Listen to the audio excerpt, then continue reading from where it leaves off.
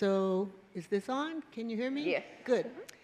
Good afternoon, everybody. I'm really looking forward to this. So it's going to be such a pleasure for me to be in conversation with you. People use the term a witness of history very loosely, but you truly are. So hold on to your hats, I guess. Thank you. My first question, and he alluded to it, you're still working as a park ranger? Of course. I didn't become a park ranger until I was 85, so I've got a lot to make up for. And you are how old now? I'm 97 and will be 98 in September. Wow.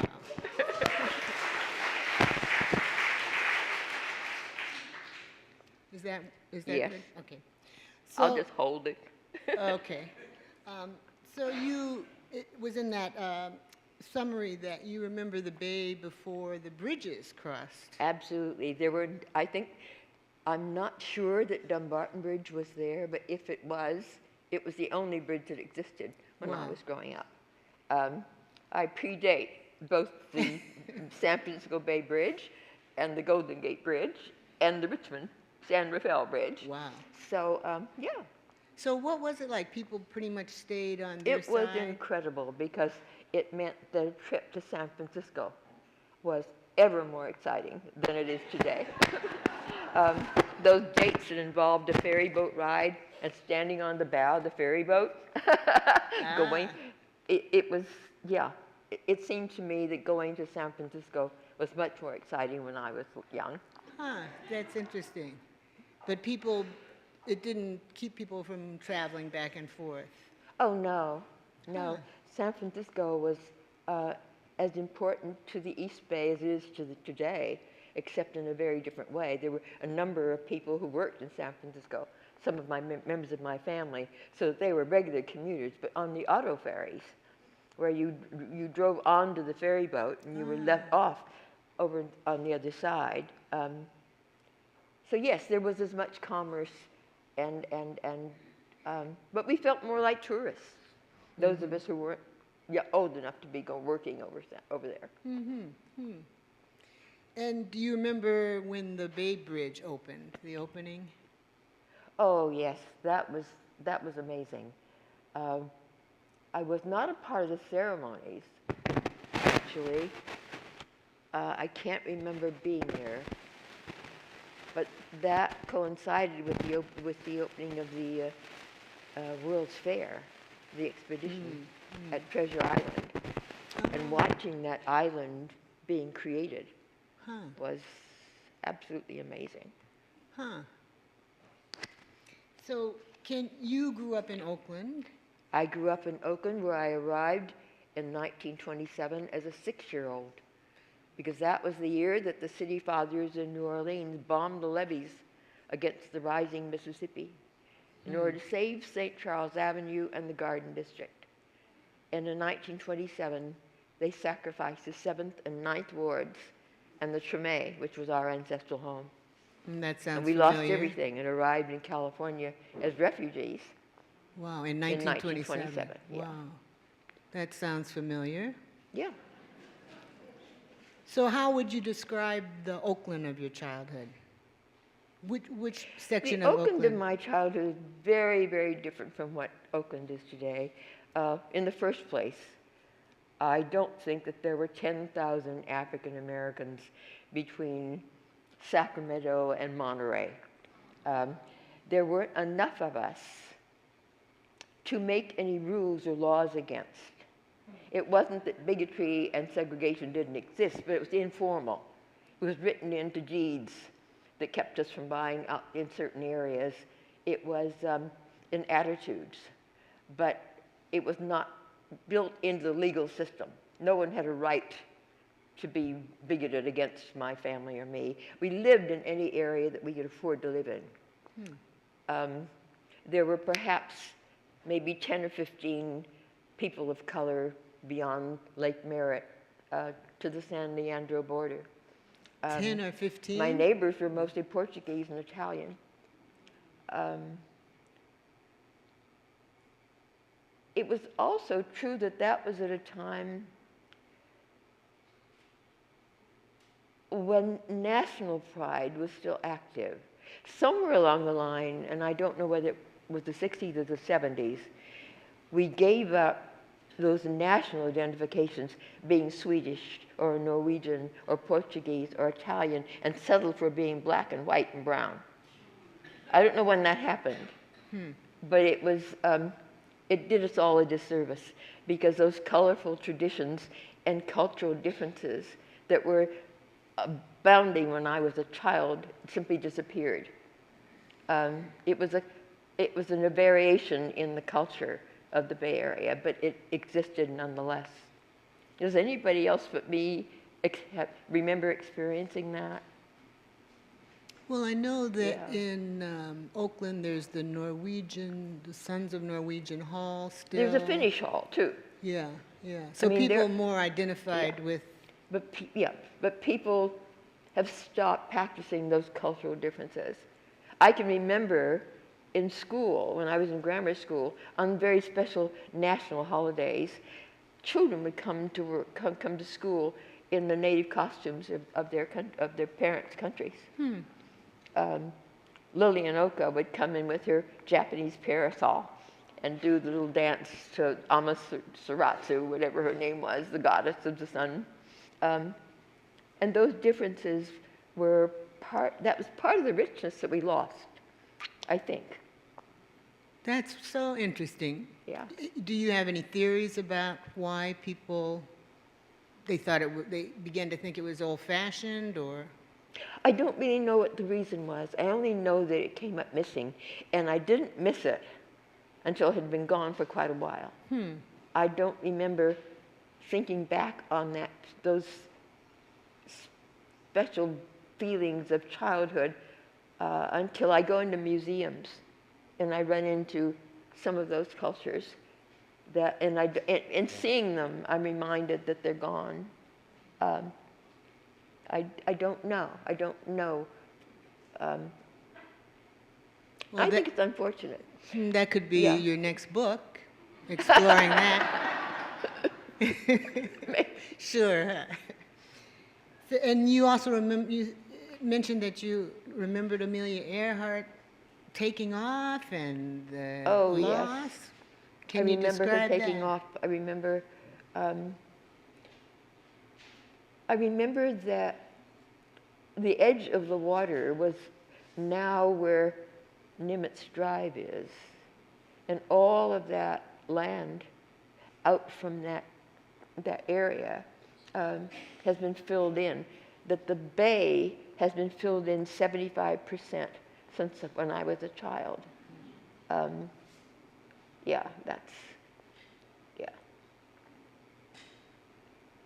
So, and can you remember your reaction hearing that she had disappeared? Oh yes, I remember feeling the loss as a child. I was a teenager, an early teenager when she disappeared, and feeling that loss, marveling at her courage, her daring, that she even took off on that flight. She was one of my childhood heroes. Did you ever think of being a pilot? No, I was afraid of heights. I couldn't stand at the top of a large, tall building. No. And then you also remembered the Port Chicago explosion. Oh, that I remembered clearly. I was a young woman. Let's see, I guess I would have been about 23, going on 24 in 1944. And my young husband, Mel Reid, and I were, at that time, working, I was working in that Jim Crow Union Hall. Mel was working as a playground director, as an assistant playground director at San Pablo Park in Berkeley.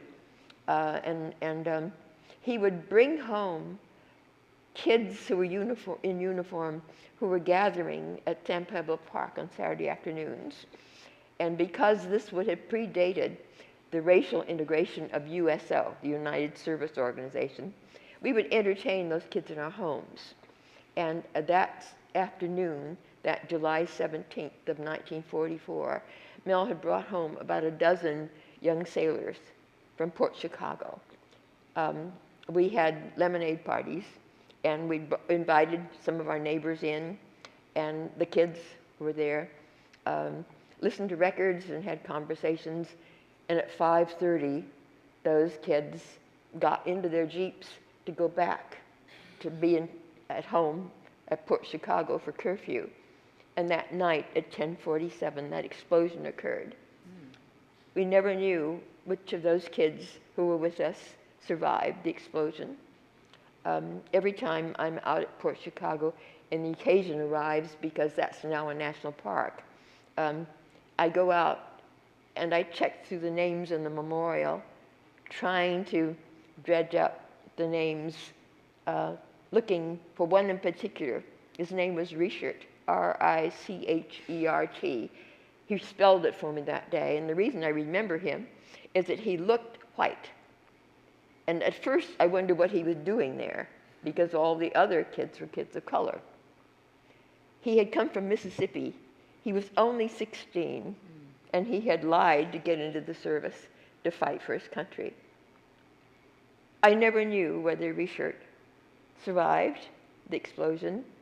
His name is not on those who passed away or were interred over at San Bruno Cemetery, because those body parts were all put into 22 caskets, buried as unknowns in the colored section at the Federal Cemetery of San Bruno. And it wasn't until I was a ranger that I learned that there was a colored section in a federal cemetery on the West Coast, because I'd grown up in California. I don't know whether he's buried there as an unknown or whether he has survived. And so Port Chicago continues to haunt me. Were you surprised that it seemed to take so long for the public to become more aware of Port Chicago? Not really, because that was a closely guarded secret of the Navy. If you didn't live on the West Coast, you would not have even known that Port Chicago happened. An explosion that measured on the Richter scale as far away as Reno, Nevada. And you wouldn't have known it, either where Port Chicago was, because that was outside of Illinois, or that Port Chicago explosion had ever occurred, or that 50 of those men had been tried in mutiny trials because they refused to go back and load those ships, because nobody could explain what had caused the explosion. And they were tried in mutiny trials. First time in history, we tried 50 people in a single trial and found them all guilty and sentenced to 8 to 15 years in prison. I'm not surprised that no one ever knew about that, because the Navy, who has never understood that in order to get that story expunged from history, it's going to take today's Navy to forgive the Navy of 1944. It's an inside thing that has to happen within the Navy, because otherwise they're still continuing to hide from the fact of Port Chicago.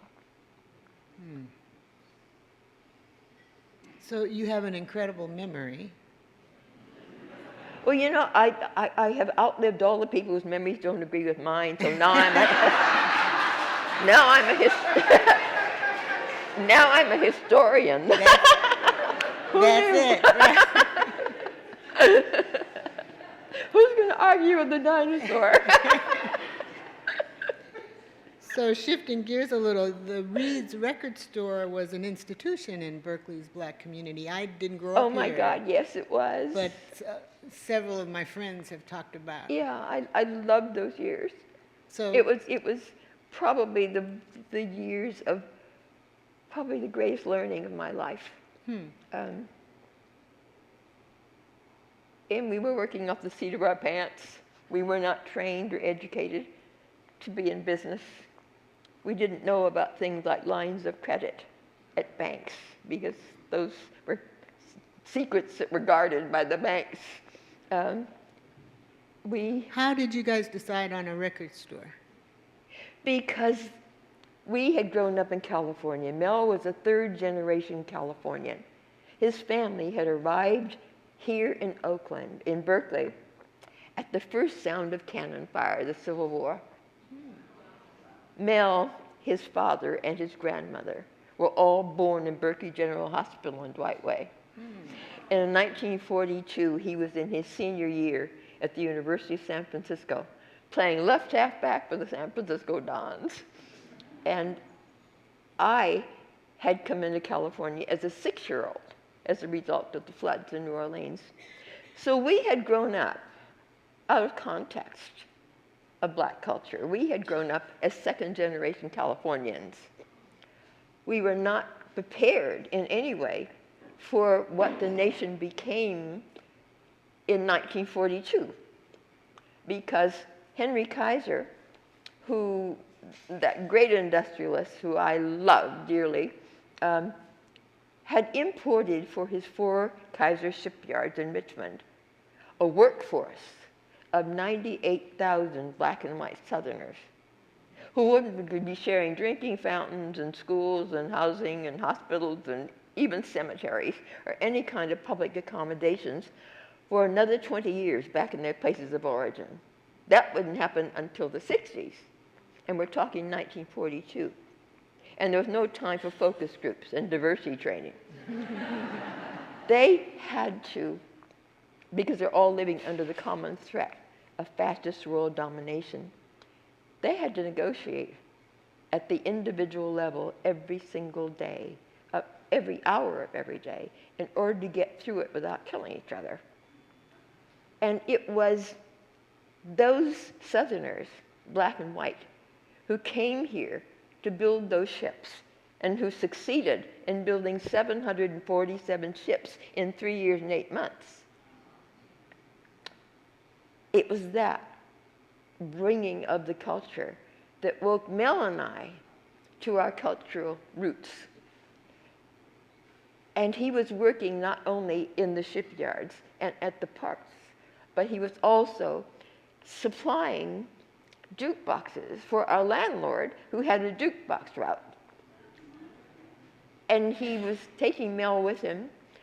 Mel was discovering the many tiny places of black culture that were growing up around the area, coffee shops and barber shops and beauty shops and all kinds of clubs, blues clubs, that were opening up behind the people who had come here to build the ships. And they couldn't find records. They couldn't find the music. We discovered a market, a niche that we could bring in. And so we cut a hole in the garage of our small duplex on Sacramento Street. I got some orange crates that we could put albums in, a cigar box to hold, be our cash register. The Bendix washing machine in the back of the shop was the safe. And we opened for business with Loni Harris's round-the-clock blues. And that little shop has grown into the fact that the corner lot on the corner of our building at Prince and Woolsey, which Mr. Musso also owned, he sold it to us for $720. Wow. We built in 1964 the current building. But that shop became an institution in that community. It became the vehicle in which I was able to amplify my voice as a black merchant downtown at City Hall in order to get the social changes that I anticipated needed happening in South Berkeley. And it worked. after a fashion. That's really interesting.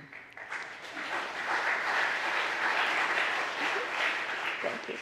And I think for me, one of the revelations of the Rosie the Riveter Park was how the transformation in terms of integration in... Put your microphone up. Oh, okay. I'm getting She started. was giving me tips ahead of time about public speaking, which is not my favorite thing. But that was a revelation to me about how it transformed our country with black and white people working together, women working in the workforce. I think the way it transformed the Bay Area is even more important than that. That war brought together all of us, because it was the last time that a full country went to war. Now it's possible to conduct a war with a soldier in a bunker lobbing drones over Afghanistan. But that time it took every single man, woman, and child to conduct that war. And every man, woman, and child were the great arsenal of democracy for Franklin Delano Roosevelt. And we did that. We did it in all kinds of ways. The transformation of the Bay Area, I think, came about because of the importation of the entire system of segregation as it existed then in the South, bringing together people from the 5 southern states, because that was where the greatest pool of available labor existed, in the states of Mississippi, Oklahoma, Arkansas, Texas, and Louisiana. People who were brought here to build those ships, bringing with them the entire system of segregation. It was that individual adjusting, because nobody had a time to take on a broken social system. None. They only had to go with the system that was in place at that time. A system that was flawed, completely flawed. But here in the Bay Area, we did that. And it was that individual acceleration of social change between people whose primary job had to be to build those ships faster than the enemy could sink them in order to win the war. And they did that by producing those 747 ships and outproduced the enemy and helped to bring the war to an end right here on the shoreline of the bay. It's an amazing, amazing task. And that social change, that acceleration of social change, continues even to this day to radiate out of the Bay Area into the rest of the country. And that was enough to build a park around. And that was what invited me into the Park Service. Well, that's what my next question was. How did the planning for the park begin? I think it began with the fact that the park, Richmond, had been decided upon as the only place in the country suitable for interpreting the story of the home front. We'd already had the 12 chapters of the war story as told on the battlefields, but no one had bothered to tell the story of the home front. When it was decided that that story needed telling after 70 years, the search began to find a place in the country suitable for interpreting that history. And though boom towns had grown up around defense plants throughout the country, all of the signs of the home front effort had been redeveloped out of existence long ago, except for the city of Richmond, where there were more still standing structures through which to interpret that history than any other place in the country. But there were no models for those urban parks.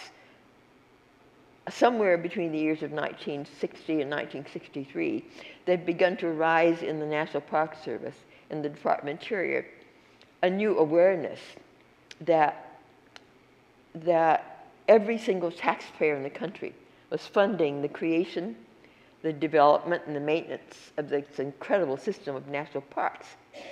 But it was only the people who had the financial resources and the leisure time who could afford to visit them. And they had begun to see the need to build urban parks, bringing parks to the people. And Richmond's park was one of those parks, but there are no models for them.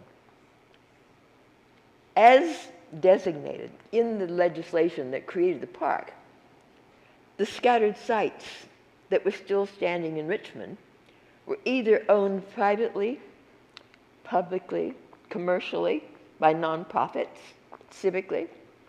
We were to own nothing. How do you create a national park with other people's property? How do you create a national park that doesn't have any boundaries? Those scattered sites that existed, owned by others, were not connected to one another. How do you do that? How in the world do you create a national park under those circumstances? The planners 15 years ago were gathered in Richmond to begin to find the answers to those questions, meeting with the owners of said properties and the community in order to begin to find out how do you do that.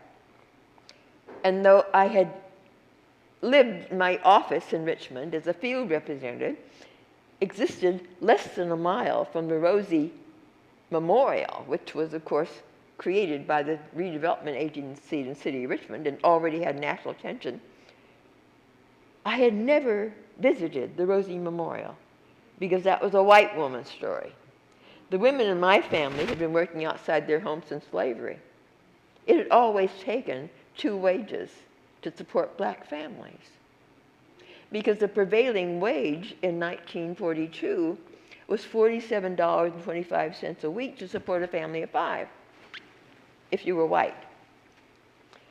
But our fathers and our uncles were all members of the service workers, earning $25 to $35 a week.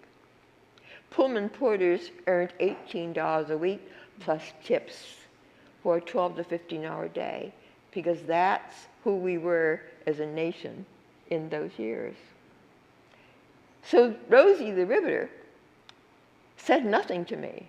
It was a white woman's story. Never dawned on me to visit Rosie the Riveter because it had always taken 2 wages to support black families.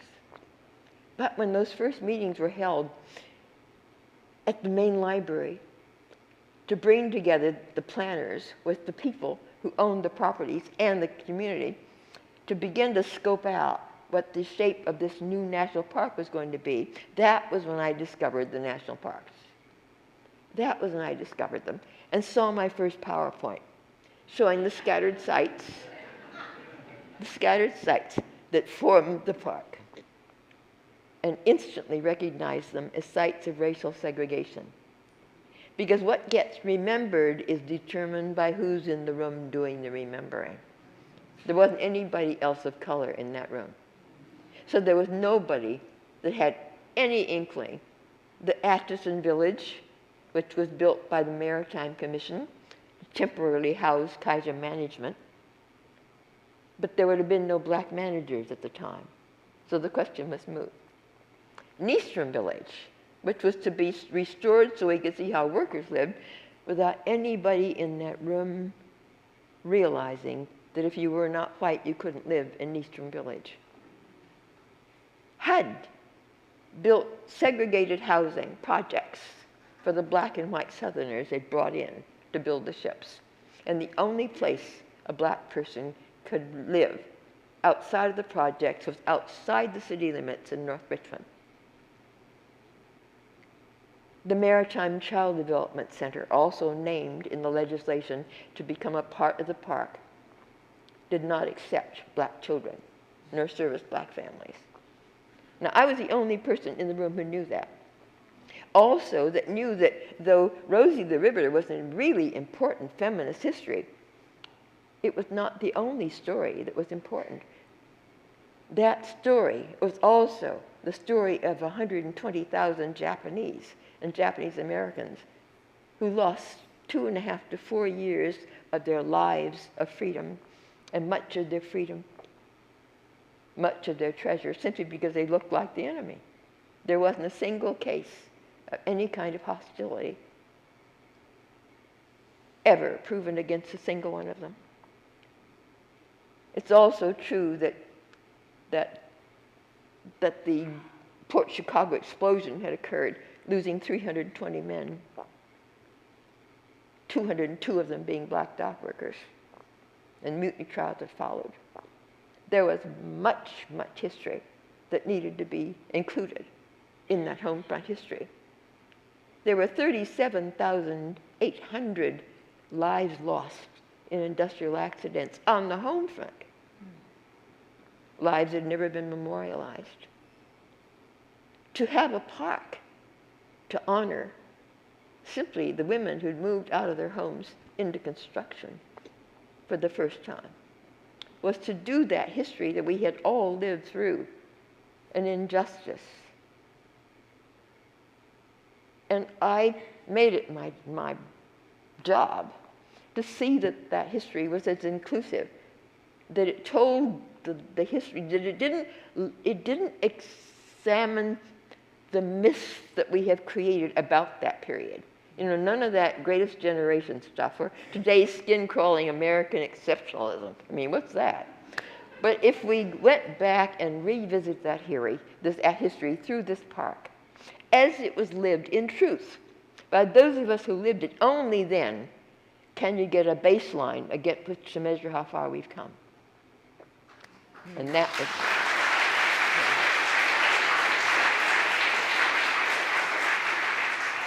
And now my fingerprints are all over that park.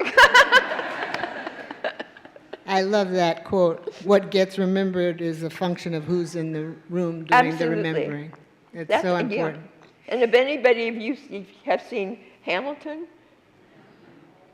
the song In the Room Where It Happened, every time I hear that, I think back on the Second World War.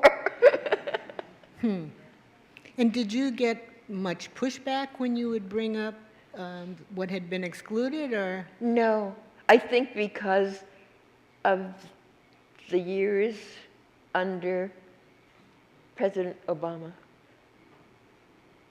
We didn't get all the things we were looking for during that period, but we did get a readiness for these conversations. And I think that my ability to tell those stories without pushback, because I have never had a single bit of anybody that's ever pushed back on that history, even though some of that history is pretty contentious. I think it's because the nation's ready for it. And I wrote in on that readiness. Well, that's an encouraging point of view. So you've received so many honors and recognitions, and some of them were listed. I'll repeat some of them. Woman of the Year by the California State Legislature, one of the nation's 10 outstanding women builders of communities and dreams by the National Women's History Project, selected by the National Park Service to participate in the National Tree Lighting Ceremony in President's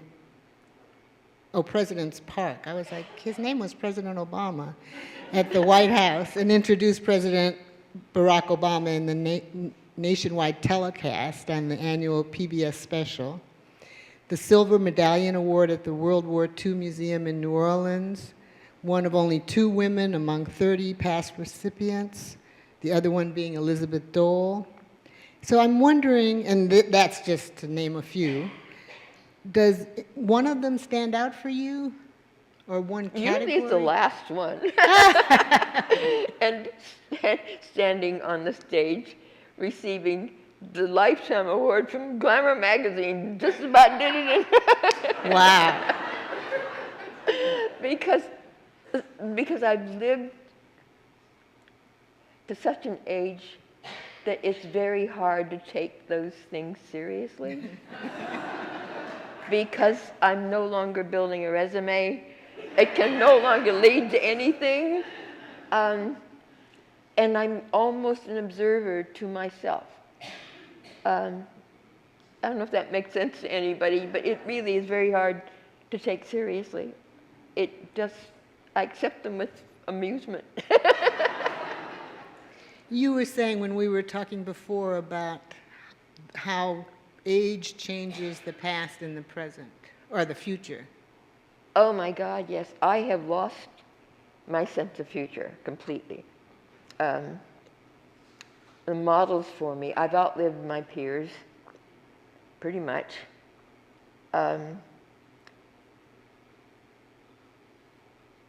There is a kind of sense of living in my final decade without any regrets. The fact that I am seeing things now that I couldn't see before I entered this last decade. If I've lost my sense of future, it's that my sense of the past has been enhanced. I now know that these periods of chaos are cyclical and that they have been happening since 1776, and that we're in another of them now. And it's in those periods of chaos when democracy is being redefined. It's also when the giant leaps get made. It's when we have access to the reset buttons. That in this period that we're in now, I'm so aware that the sheets are down and the hoods are off, and the ugliness is out there where you can get at it because there's nowhere to hide anymore. I know that the period of chaos that most defines me is the period of the 60s, when I was active nationally as a black activist, politically. And I have now lived long enough to have lived into the future that, along with millions of others, I helped to create in the 60s. Imagine what that's like. I have lived into that future. And I know that the future for my grandchildren is being created by those under 40 now. And that I'm having the opportunity of speaking before those audiences of under 40 in Silicon Valley, at Google and at Facebook and at Twitter and Salesforce. And I sit in rooms with 1,400 to 2,000 people and realize that I am talking to the future, and that the reality that they're living is very different from the reality that I am living. That so many of those things, those of us in this room, are still aspiring to, have already been accomplished by those under 40. There is no time in life that I've lived a more rich period. I'm using everything I've ever learned right now. I am all the women that I ever was. And sometimes different Bettys pop up at different times. 6-year-old Betty's the one that knows most everything. And I'm realizing that most of the important things I knew by the time I was 6. And that every time I get into a strange thing, I peel back and not add on. And when I peel back to Betty the child, I find myself. Yeah, thank you. So interesting.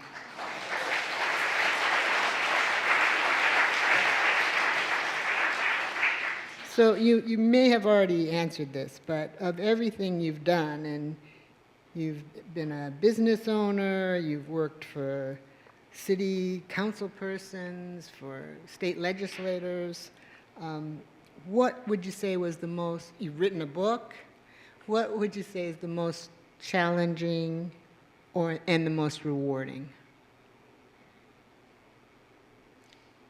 The fact that I am still having first-time experiences at 97 is a wonder that keeps me up nights and wakes me up early in the morning. I am having experiences now as a subject of some virtual reality film. I am watching myself with an Oculus headset. I am watching myself and realizing that my great-great-grandchildren are going to be able to sit in a room with me 200 years from now.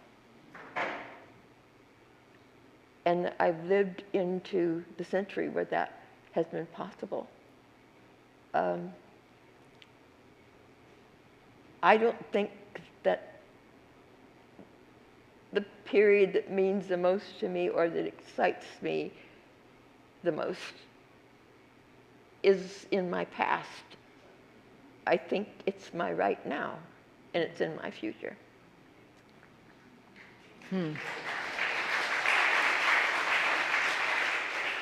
So there have been a lot of studies linking optimism to longevity. And you seem to be another example.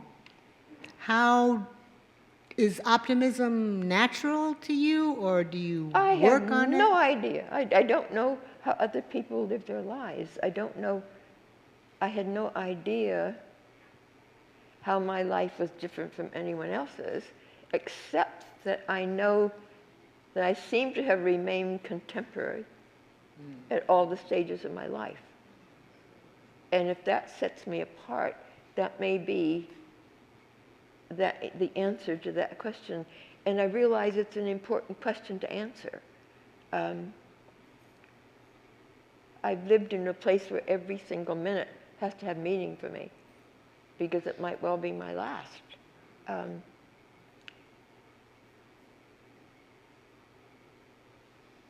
But it's not with regret. I've lived a very full life. And again, this might be redundant. So you're 97, incredible memory, great physical shape. What's your secret? Ice cream, right? Yeah. Peanut butter. I have no idea, except that I think it's that it's genetic. My great-grandmother, Leontine Bro Allen, was born into slavery in 1846 in St. James Parish, Louisiana. And she was enslaved until she was 19. She was freed by the Emancipation Proclamation, at which time she married George Allen, who was a corporal in the Louisiana State Colored Troops fighting on the side of the war, of the Northern Civil War.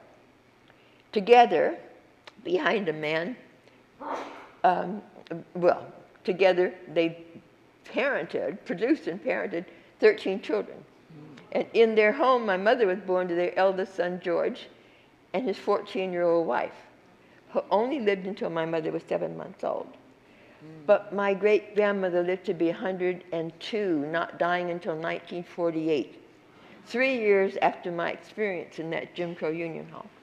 My mother was born 1894 and lived to be 101, dying in 1995. And I was born 1921, and I'm still here. And those 3 lives covered the entire American narrative, from the Dred Scott decision to Black Lives Matter. Yeah. Now, add to that the fact that on January 20th of 2009, with a picture of my great-grandmother in my breast pocket, I'm a witness to the inauguration of America's first African-American president in the shadow of the Lincoln Memorial. Lincoln, whose life was contemporary with the life of my great-grandmother. And that's how fast the time goes. Can you imagine? Can you imagine that that's how fast the time goes? I know how my generation met the threat of its day, a very real threat of fascist world domination, and that we met that threat under a severely flawed social system, and that our kids and our grandkids are facing a new threat that are rising sea levels and global warming and climate change. And they're going to have to match and exceed that great mobilization this time internationally to save the planet. And they're going to do it under a still flawed social system. Because the nature of democracy, as it will never stay fixed, it was not designed to. Democracy has to be redefined by succeeding generations or it will die. The 39% turnout 4 years ago was predictive of the 40% turnout in the most recent presidential election, an election in which only 17% of those between 18 and 29 bothered to vote, but that 69% of us over 50 did, so we're opting for yesterday rather than planning for tomorrow. We have to be involved in order to protect our system of governance. Do you have any predictions for 2020?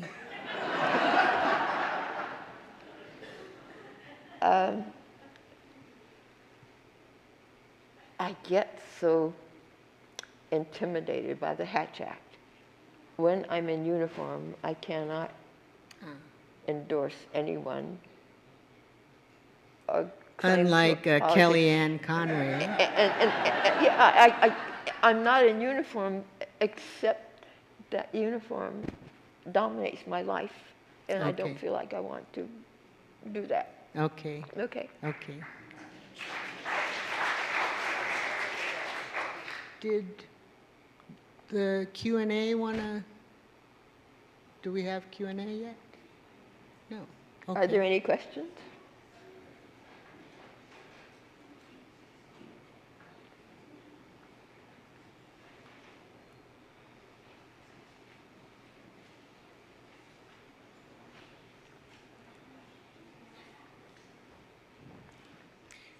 Do you have a particularly vivid memory of your years living in Berkeley?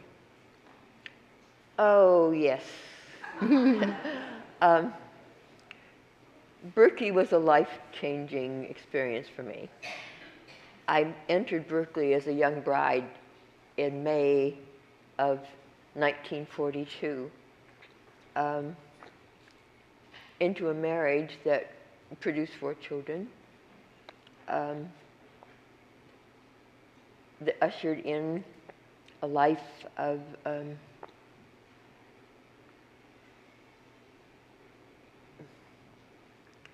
it ushered in that life that led to suburbia, which was also life-changing. Being the only black family on the block in a home that we built in 1953 into the white suburbs innocently, because Mel was playing football professionally at that time, and his teammates were all moving to the suburbs. And as a third-generation Californian, he simply didn't have that barrier that said he couldn't do that. And we found ourselves a Quaker architect who designed our house, and the Berkeley family moved into Walnut Creek, where the first fundraiser for my third grader that year at Parkmead School, and he was the only black kid in the school. The PTA had a fundraiser that was a minstrel show, and all of the teachers and his administrators were all in blackface.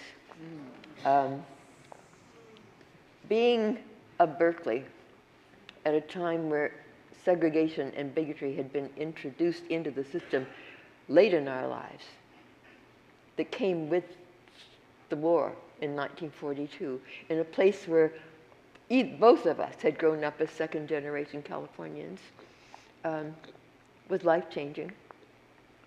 That 20 years in the suburbs was equally so. The return to Berkeley, after discovering that the suburbs were simply Disneyland with mortgages. Came in when I realized my children were being culturally deprived. Came back into Berkeley, but only after my marriage had ended and a quick second marriage began, and I became the wife of a professor at the University of California and was suddenly a faculty wife. So my Berkeley experience is so varied.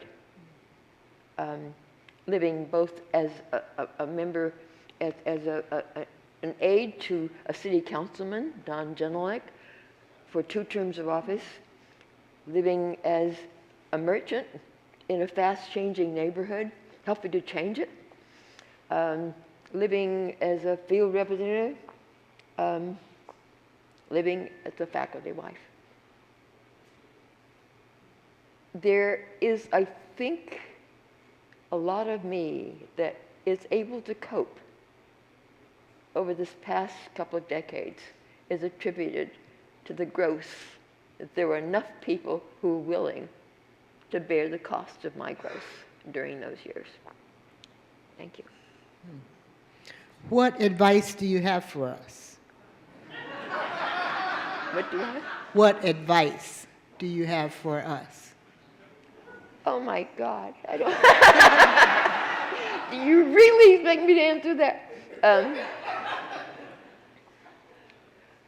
I don't know how to answer that. I wouldn't know how to answer that. I don't think I have any advice or anything. I know that I have lived through a period where the rate of change has accelerated at a dizzying speed. I know that my grandfather could tell my father what the world would be like when he grew up and could prepare him for it. And because of the rate of change was so slow, that the world would be that, and my father could be prepared for it. And that my father, maybe, could have prepared me for the world as I grew up, but not much deeper into that. The rate of change is now measured in 3 to 5 year cycles and generations. I don't know what the world would be like, or what my children or their children will grow into. I wouldn't pretend to tell anyone or to give anyone any advice about how to live a life. I think that is the job of every one of us to figure that out. Thank you. I believe our best hope for democracy is for 18 to 29-year-olds to vote. What's the best way of convincing them to do so? If we're to take the Parkland kids as an example, I think we just have to get out of their way. I really do. As a South Berkeley resident, can you please share your reflection on the incarceration of Japanese Americans? And I don't have a memory of the incarceration of Japanese. Isn't that something? I think that we were all undergoing such tremendous amount of social change at the time that we were seeing everything up here in the front of our faces, and anything beyond that was simply went unseen. I don't think I was aware that the Japanese were even being interned, because I was so much a part of the black experience as it was happening to us. I didn't become aware of the dramatic changes the Japanese went through until much, much later. At the time, I don't think I was aware of it. It wouldn't have been a part of the papers, newspaper at all.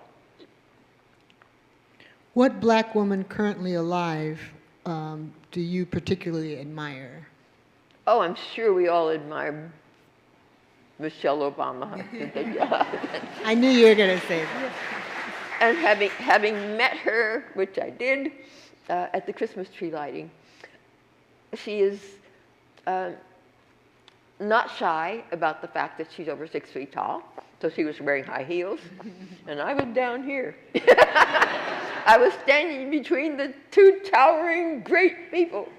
But I had never seen a photograph that did her justice. Her beauty, her physical beauty, was a surprise to me. I loved it. And all I could say was, "You're so beautiful."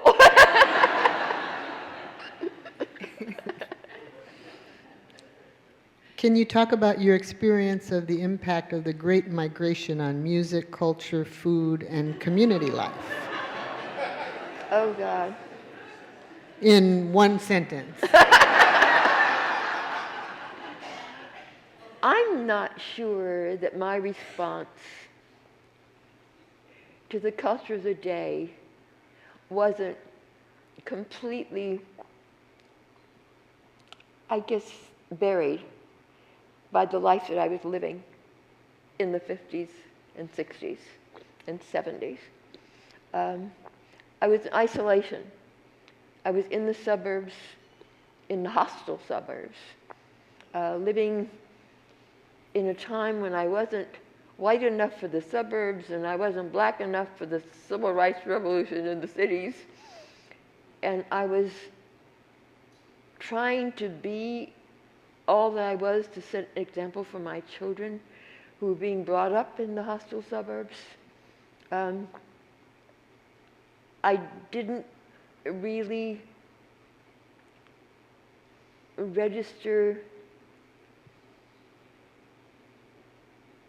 to the existing culture except to begin to create one of my own in isolation.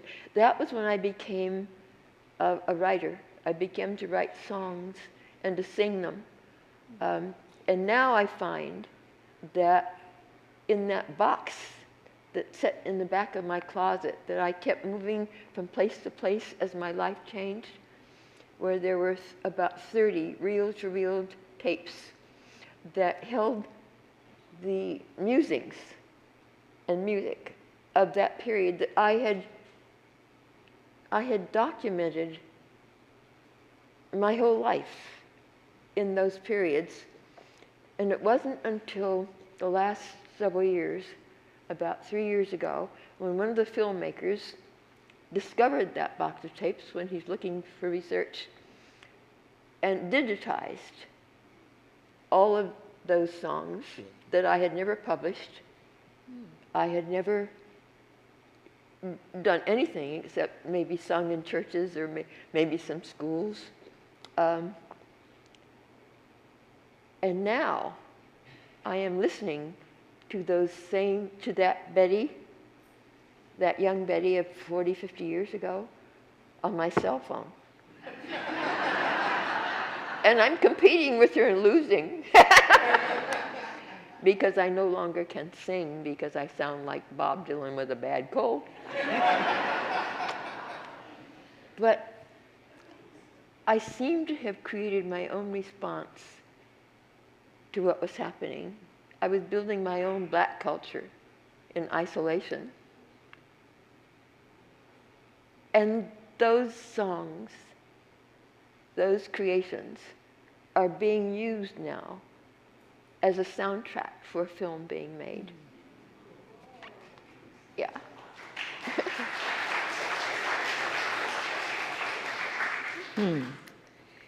I'm 11, and I was wondering what advice you have for young girls of color. Oh, I wouldn't choose to give advice to young girls of color. I think that they are living in a world that I never got to live in. I never got to college, for instance. I didn't live that period that so many kids have now are living. I was married by the time I was 20, and a mother by the time I was 22. I went straight from being my father's daughter obediently to my first husband's wife to my children's mother without ever becoming Betty the woman until I was over 50. I wouldn't know how to tell a young woman what to do with these years because they're years I never lived. In school in Oakland, when other children dressed in national costume, what did you wear? That's interesting. I existed in a Creole world with the music of New Orleans, with the cuisine of New Orleans, where our mothers and our aunts would get together to make hogshead cheese and gumbo and jambalaya. I don't know that we would have worn anything in particular. I remember that I was wearing mostly hand-me-downs at that time. So whatever my sister had worn last year, I wore now. Please talk about your experience as a field director. That was interesting. As a field representative, I was working for Dion Aroner. Dion, who had a strong, mostly female staff, both in Sacramento and in the district office. And I was in a one-person satellite office in Richmond. But I was meeting with the rest of field staff at least a couple of times a week, and with the state staff occasionally at Sacramento. Dion was a kind of leader who hired strong people whose judgment she trusted. And then she trusted that. I don't remember ever being second guessed at any point. I remember that my experiences were listened to and that they were acted upon. And that my being a field rep for Dion, because of her kind of leadership, she saw herself as an assemblywoman, as a conduit for power, that she was delivering power to her constituency through her staff. And we all felt a part of that. That experience allowed me to grow into ways that I'd not had any opportunity to go into before that period. And I really, really credit Dion's leadership with that whole, Thank you for mentioning climate. Many people talk about the Green New Deal as today's successor to the World War II mobilization. How do you see that? I think that it is the issue of our times, that I think it should be leading every single discussion in every political space there is, because I truly believe that we've been regressing considerably over the past, this current administration, and that our very lives may depend upon our ability to respond to what is undoubtedly the crisis for our age.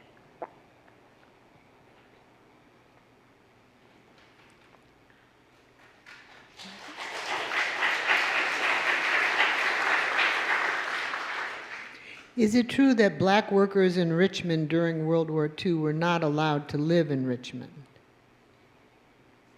No, they were provided, no one was allowed to live in Richmond because there was nothing for anybody to be housed. That was the time when the projects were built to house people. You could not, outside of the projects, you could not buy or rent anything within the city limits if you were black. But you could live outside the city limits in North Richmond, where there were very few streets or sidewalks. But you could live in the projects that were paid for by HUD. So there were public housing, yes. And this sounds like a recruitment. I'm curious if you were ever a member of the League of Women Voters. Two of us in the audience are board members. No, I'm busy rangering.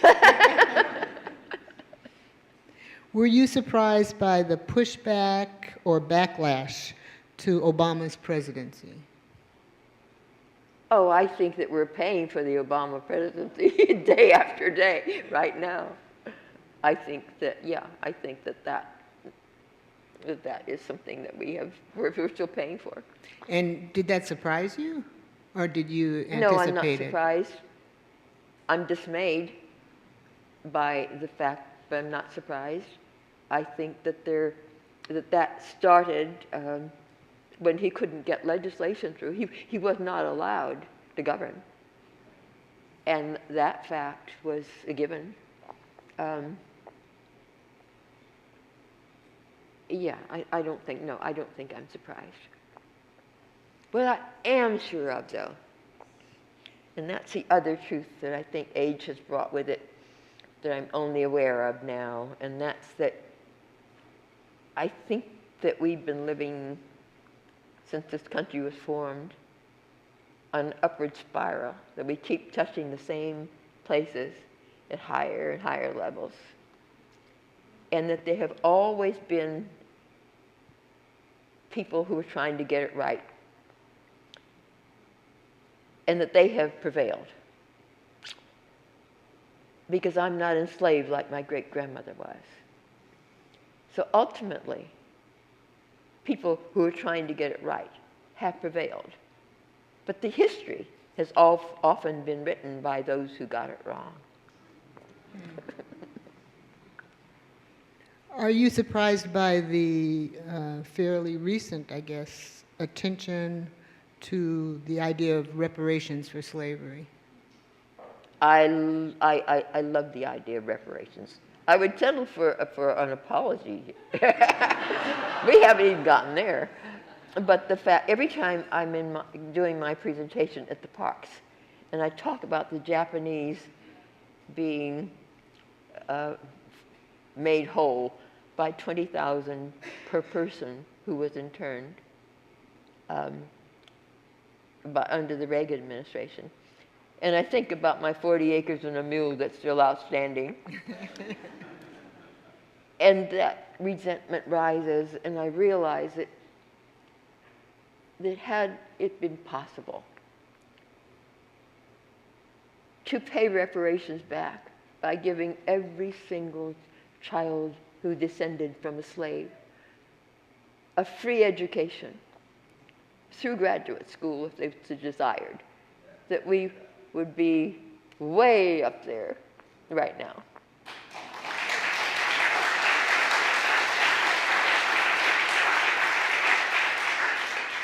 And I've just myself been thinking, imagine how this country would have been different if we had gotten 40 acres and a mule.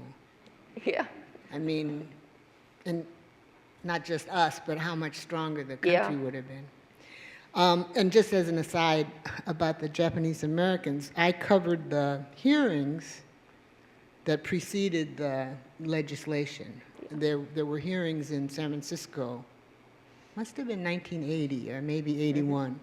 And I was interviewing some of the leaders of that movement. And it was kind of off the record, and she said, one of the things they were hearing is that, oh, but if we give you reparations or some kind of compensation, the next thing black people will be asking for slavery. And she said to me, of course, to these politicians, she didn't say it, but she said that would be the greatest honor for us if this could be, lay the groundwork. So. Yeah. What would you say is the most effective way to create the change you want to see? I think you have to be the change you want to see.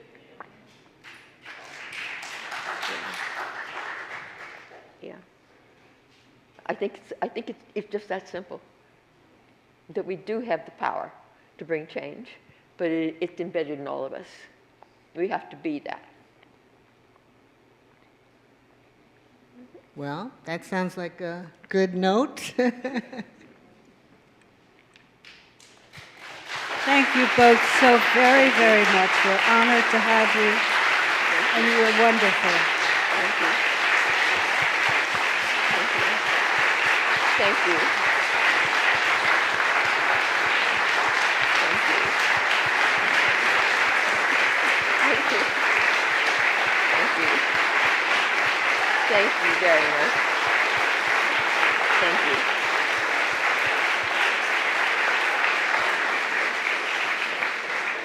And I hope we'll see you all on October 20th when we're going to be very honored to have Narcy David.